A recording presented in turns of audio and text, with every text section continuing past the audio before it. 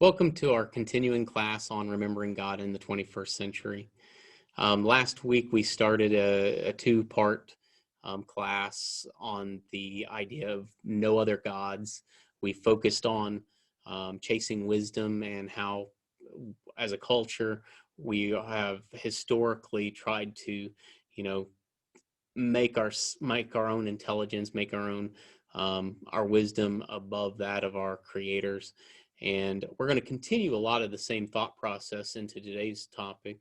And I hope these topics and these classes are a blessing to you. I hope they're spurring conversation and additional study. And I hope that maybe there's some things that are helping you like they're helping me in my personal self-assessment. There's lots of things that I want to evaluate in my own life. And I hope these studies are helping you with the same kind of things that they're helping me with. Um, you know, the topic today is, again, another form of no other gods. It's a modern day idolatry, and I think it's very it's appropriate right now. It's a political season, it's election time, and I if you've ever watched a congressional hearing, you know exactly what I'm about to talk about. But there's a characteristic that just about everybody, congressmen, senators, witnesses, they all have in common, and that is they truly enjoy listening to themselves talk. They truly believe that they have what everybody needs to hear, and they're not afraid or ashamed to say it. They're not afraid or ashamed to continue to say it as long as anybody's willing to listen, because they are their favorite orator. They are their favorite speaker, and they think everybody else should be in the same boat. And of course, today we're talking about narcissism as a self-worship idolatry. Now let's turn to 2 Timothy chapter 3. We're going to read the first 5 verses. But understand this, that in the last days there will come times of difficulty, for people will be lovers of self, lovers of money, proud, arrogant, abusive, disobedient to their parents, ungrateful, unholy, heartless, unappeasable, slanderous, without self-control, brutal, not loving good, treacherous, reckless, swollen with conceit, lovers of pleasure rather than lovers of God, having the appearance of godliness but denying its power. Avoid such people. Now, Paul's talking to Timothy, and he's giving instructions, and I want you to listen to some of these characteristics, and I want you to think about those politicians that I mentioned just a second ago. Here's some of the descriptive terms: lovers of self, proud, arrogant, ungrateful, unholy, unappeasable, without self-control, swollen with conceit, lovers of pleasure rather than lovers of God. Now, I hope you didn't take any of that as a political statement against this person, that party, this party. I think in general, that whole segment of our culture, our society, fits those descriptions that Paul just was telling to Timothy. And unfortunately, it's not isolated to that segment of our country, of our society, of our world, really. This is a growing issue in our culture, and it's been growing for quite some time. Now, keep in mind, contextually speaking, Paul in chapter 2 has just instructed Timothy on how to charge Christians to pursue righteousness and pursue truth, and to turn away from foolishness, and as he puts it, to escape the snare of the devil. And he's going to continue into chapter 3, telling Timothy that this is not going to be, this is going to be harder than it sounds, because there will be people in the world and in the brotherhood that will love themselves and their desires more than they love God. Now, does that sound familiar? Does that sound like those politicians? Does that sound like the world around us? Does that sound like this group of people, that group of people, this generation, that generation? What generation do you think it applies to? I mean, think about that. Do you think it applies to a generation of people? The New York Times did. They wrote an article May 15th, 2019, titled And I love this title. Attention, young people. This narcissism study is all about you. And the writer is going to describe this research that finds that adults 18 to 25, they believe that their generation was the most narcissistic and entitled generation that out there. Now, admittedly, they also didn't like it. It didn't make them happy. They also didn't like the fact that that's what the older folks thought about them. And the author is going to point to, and there's a lot of other studies that, say it might not be as so. It might not be just as it may seem, because, as the author states, for more than 2 millenniums, older adults have claimed that their younger counterparts are uniquely self-absorbed. Young people today, it seems, agree, though. So, and I'm going to submit it's less of a generational thing and more of a cultural thing. And truly, it's a characteristic of our main topic, people forgetting God. And, according to Psychology Today, Callie Chernusky, a social development psychologist at the University of California, Davis, states, our norms have changed. If you took somebody from the 60s and put them in today's society, would they look any different? And he argues they would not. They would look the same. And quite honestly, this is a viewpoint that's exemplified by the fact that the baby boomers were called the me generation, or Generation Me. The 70s was known as the me decade. And in 1979, in an award-winning book titled The Culture of Narcissism, American Life in an Age of Diminishing Expectations, Christopher Lasch displayed, among other things, that the previous century, not the decades, the previous century helped produce this American personality type that he identifies as pathologically narcissist. And he describes the climate as this: therapeutic, not religious. He says people today hunger not for personal salvation, let alone for the restoration of an earlier golden age, but for the feeling, the momentary illusion of personal well-being, health, and personal psychic security. And he's going to suggest there's lots of factors that, lead to this. One of them being declining family, political and social movements, advertising. I mean, all kinds of things that he points to are leading to this.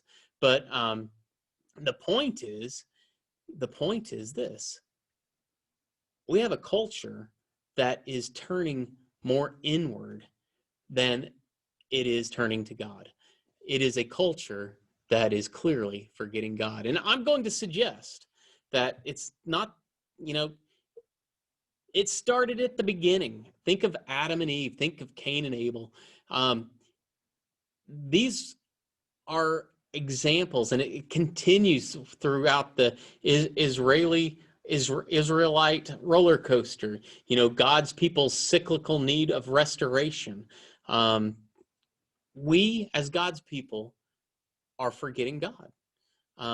This narcissistic worldly culture has placed so much importance on self. We have so much self-importance and self-reliance that we have replaced God with ourselves.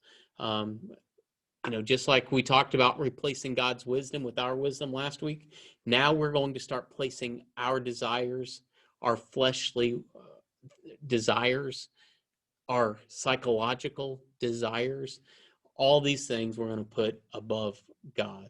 And the term narcissism is interesting. I probably learned more about Greek mythology and Disney cartoons than I did in school, but I did have some Greek mythology in school. And, the term was first used, I believe, by Sigmund Freud, and I think Carl Jung.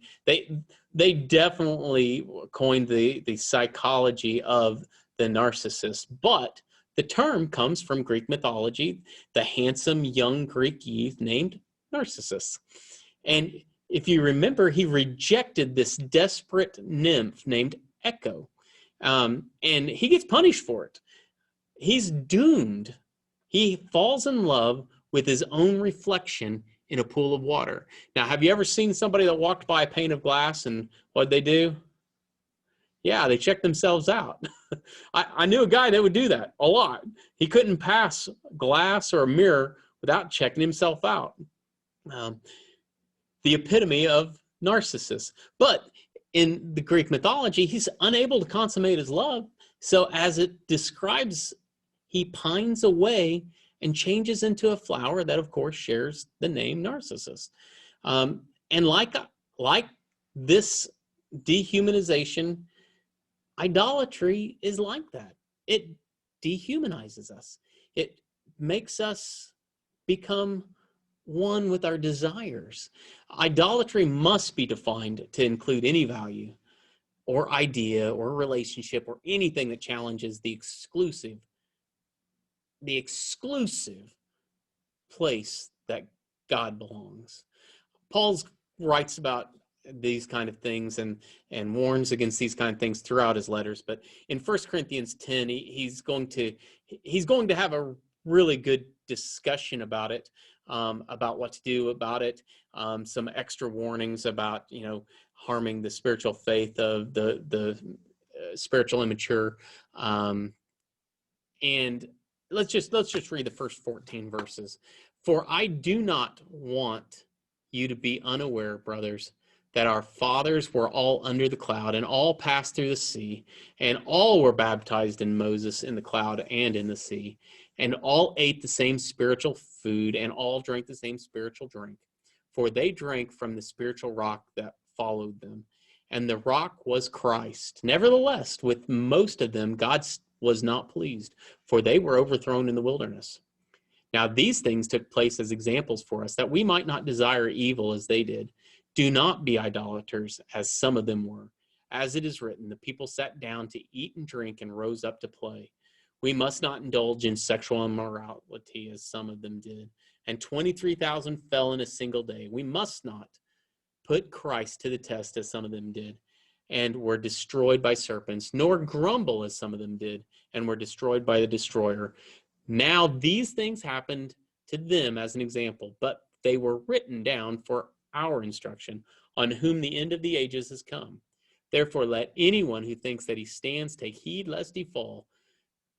Temptation is overtaking you that it is not common to man. God is faithful, and he will not let you be tempted beyond your ability. But with the temptation, he will also provide a way of escape, that you may be able to endure it. Therefore, my beloved, flee from idolatry. So what exactly is Paul talking about there? Of course, there's idols in Corinth.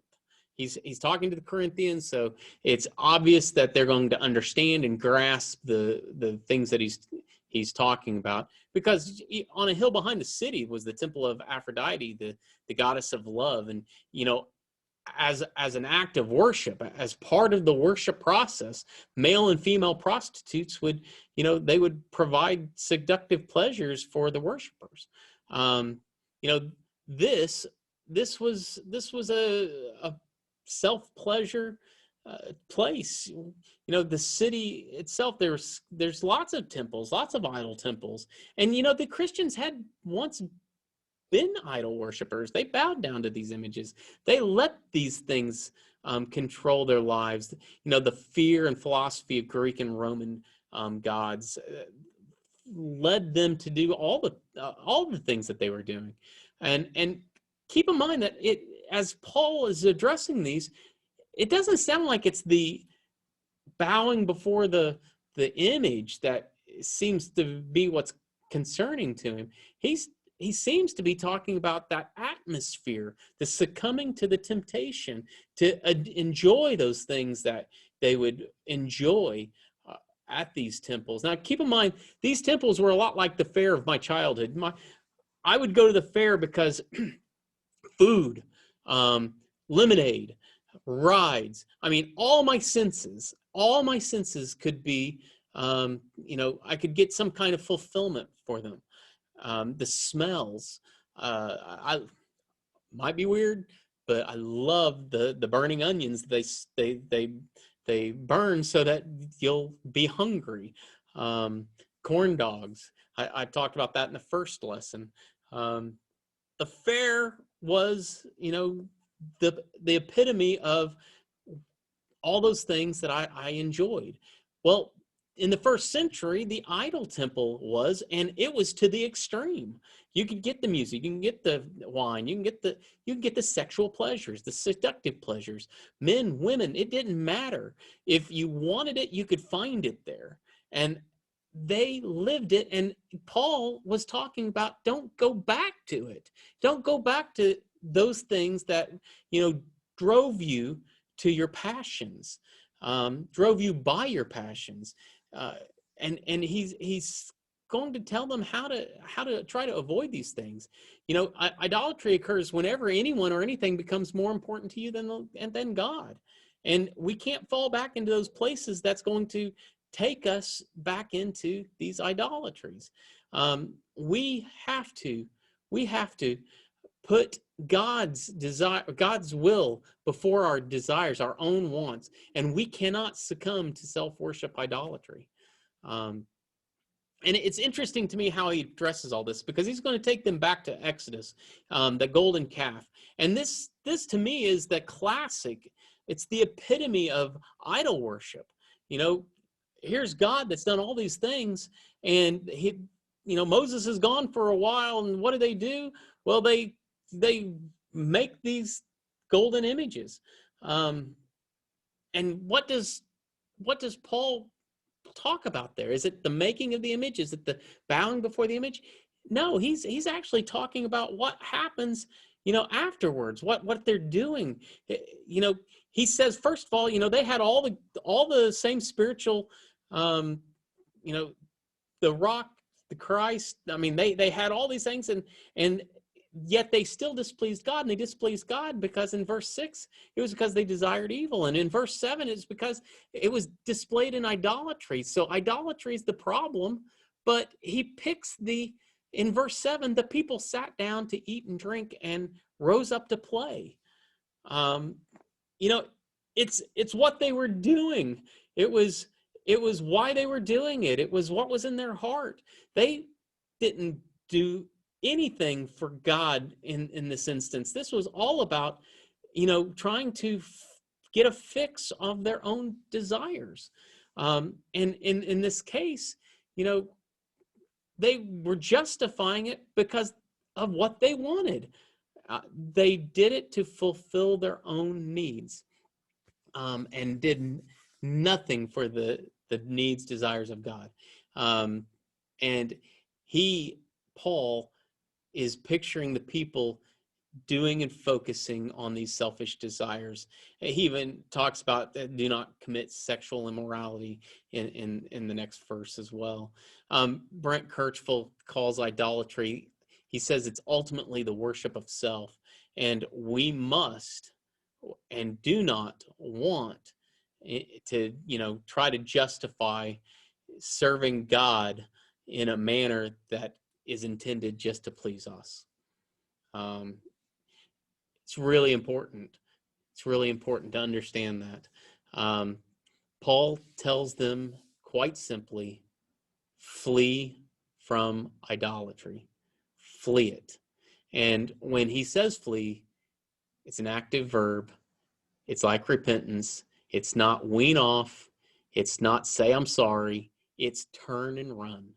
It's deny self, deny the physical desire, deny those things that the world elevates so that you can make sure God is the focus of your life. And we talked about it last week. We talked about humanism, and humanism is the best example of what is going on here. It's this worldview that denies the existence of God, and it elevates man to this chief position in the universe. And I have to admit, I read some quotes in an article, and I had to look up the organization to see if it was real, because it just blew my mind that they were real. But there is an organization called the American Humanist Association, and they did state their Humanist Manifesto #2.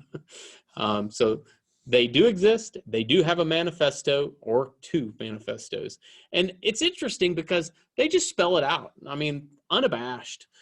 Humanists believe that traditional theism, especially faith and prayer hearing God, assume to love and care for persons, to hear and understand their prayers, and to be able to do something about them is unproved and outmoded faith. They continue, as non-theists, we begin with humans, not God, nature, not deity. And later they say we can discover no divine purpose or providence for human species. Humans are responsible for what we are or will become. No deity will save us. We must save ourselves. Amazing. But that is the epitome of our culture. That is where we're going. That is from, centuries ago, philosophies driving us in this direction of less God, more me, to the point of no God and all me. And Paul is going to try to help us flee. He's going to give us 4 things to consider. And I think they're so important. Number 1, whatever we do in the glory of God. If a lot of people have a belief that the Romans verse says that all life is worship.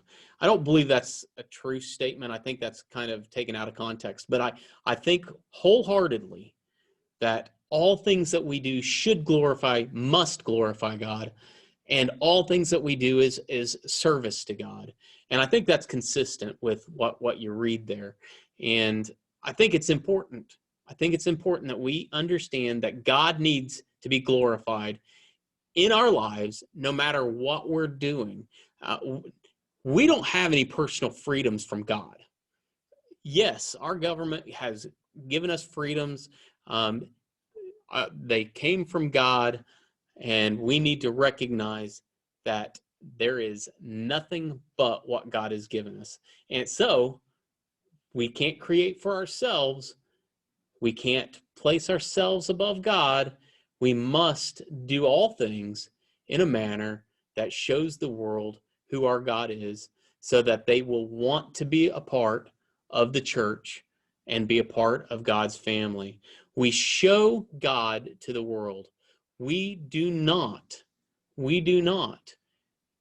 take boastful. We don't get boastful. They don't show pride.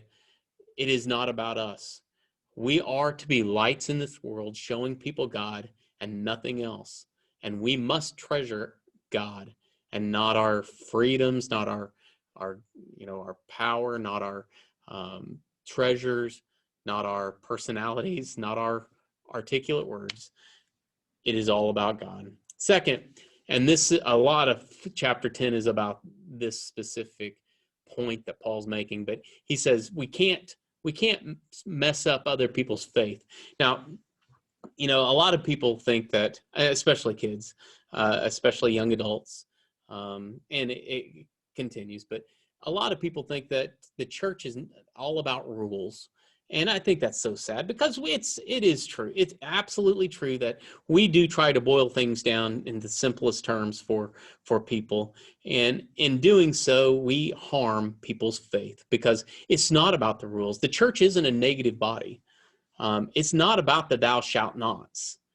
Yes, God gives us commandments. Jesus tells us to keep his commands, but it's not about the thou shalt nots. It's about the thou shalt. And it's to love God. It's love Jesus. It's love the neighbor. It's love the enemy. It's about imitating Christ. And yes, that will include not doing things because that will dishonor God. That would hurt people's faith. That would dishonor God. We submit to Christ fully, not partially. I don't believe God said, I trust you. You guys be creative. Just get creative. That's not what God says. God wants something from us. God wants something from us. And it's not within our rights to go changing it for him. If he wants something, we need to give it to him. And we need to be careful that it doesn't. Our attitude, our reliance on ourselves, our own commandments, our own rules, our own traditions. We can't allow those things to become hindrances to other Christians or to those that need to see Christ in us. We need to be very, very careful. Third, we do not need to seek, personal advantage, but we need to seek the good for others. We need to put other people first. That's hard. Culture has taught us of our self-worth to the point that we're supposed to care for ourselves first. But that's not what God asks us. And definitely, if Paul is telling us to flee from idolatry, one of the easiest ways to make sure that we're not putting our narcissistic self first is by putting everybody else before us. If we're always thinking about helping other people and helping their faith of others, if we're always thinking about glorifying God, if this is our focus, then we don't have time. We don't have this desire to fall into the traps and snares of the devil, because we are not putting ourselves first. We are not focusing on ourselves. We can't, because we're focusing on other people. We're desiring to put other people ahead of ourselves. It's hard. It's hard in this culture. It's hard in this society. If you see advertisements, you see self-help articles, all these things about improving yourself, making yourself be all it can be, focusing on your desires, focusing on your needs, focusing on you. And God's telling us to focus on him and focus on all those around us. Jesus sacrificed himself as a perfect example of acting for others first. He suffered, and he did all of that for us and not for himself. Paul tells us, or he told the Corinthians, and by the way, we absolutely see it and need to follow it. He says to imitate him because he imitates Christ. We're to imitate Paul because he imitates Christ. Sacrifice ourselves for others. Give yourself to others. Live with the concern for the spiritual need of others. Be imitators of Christ. I'd like to conclude with a couple of verses from a hymn. All to Jesus I surrender, all to him I freely give. I will ever love and trust him, in his presence daily live. All to Jesus I surrender, humbly at his feet I bow. Worldly pleasures all forsaken, take me, Jesus, take me now. The narcissist couldn't sing that song. The narcissist could not mean those words, because the narcissist is worshiping himself and not surrendering to God. We need to surrender to God. We need to turn away from this self-worship, and we need to glorify our Christ, glorify our Creator, and be the light to the world. Thank you so very much for joining me. I hope you enjoy the extra hour that you get this morning.